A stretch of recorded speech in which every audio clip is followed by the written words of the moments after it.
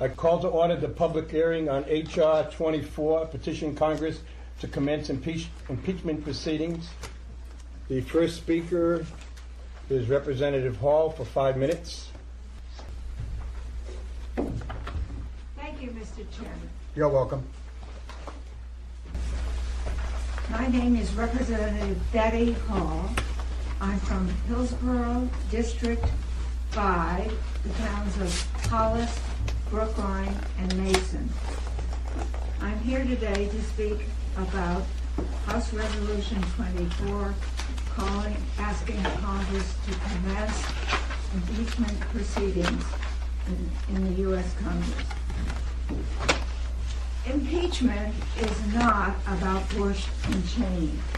It is about the presidency. It is about the Constitution.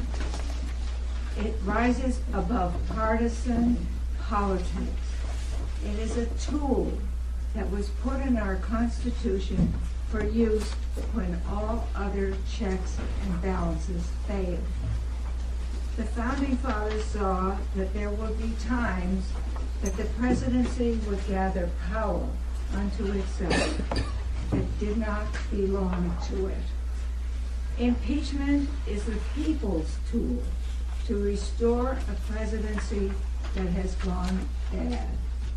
The Founding Fathers wrote it into the Constitution no fewer than 6 times, and they carefully chose their language.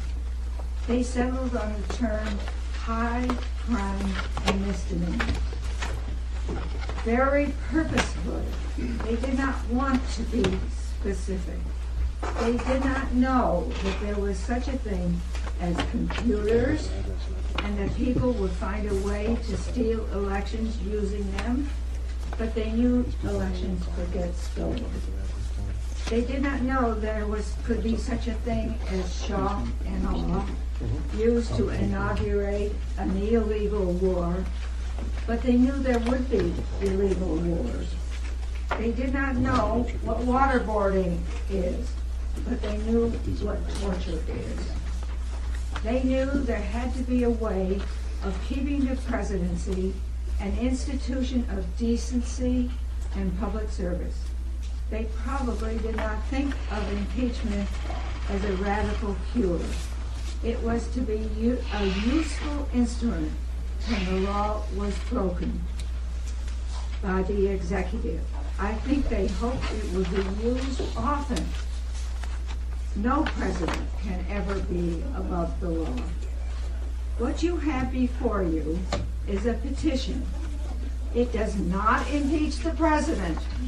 It does not delineate all the changes that could be made against the charges that could be made against the president and the vice president. It does not attempt to prove any charges. What it does do is ask the U.S. House of Representatives to start investigations pursuant to impeachment. Without impeachment-driven subpoenas, which overcome all claims of executive privilege, the Congress has so far failed to deliver the truth. I have invited Dan DeWalt from Newfane, Vermont, to talk to us about the impeachment petition passed by the Vermont Senate. In Vermont, many towns introduced petitions for impeachment at their town meetings. Articles from these petitions made their way into the Vermont Senate petition. In the spirit of New England town meetings, I have adopted many of the articles from the Vermont petitions in the resolution that I hope you all have in front of you. I tried to get packets to every one of you. If any of you didn't get one, I apologize. We will also hear Herbert Hoffman of the Maine Campaign to Impeach, and John Kaminsky of the Maine Lawyers for Democracy, which has gathered over 15,000 signatures of Maine citizens on their petition. They are experts on the impeachment process and have worked with the National Lawyers Guild. I have also invited election law expert Paul Lado from Michigan to talk about the threats to our most basic constitutional right, the right to vote. Many believe that our elections have been controlled by politicians in the White House with the deliberative intervention of the Justice Department. The deliberate intervention of the Justice Department. Mr. Lado will tell you about his work investigating voter suppression and election fraud. He is also a veteran of the fight across America, from San Diego to Sarasota to Ohio, to undo the damage of the Help America Vote Act. Counting votes with secret proprietary software violates the constitutional imperative to count our votes in open meeting. There are other experts here who have come from great distances, and I know they will also speak to it.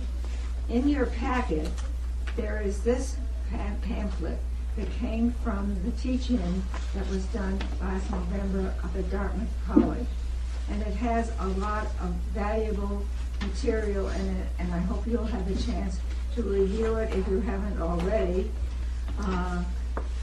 With impeachment talking points, a bibliography, and quotes from our New Hampshire Constitution, which has Article 10, the right of revolution. And I hope you'll take a look at those wonderful words. I'm not going to read it to you today.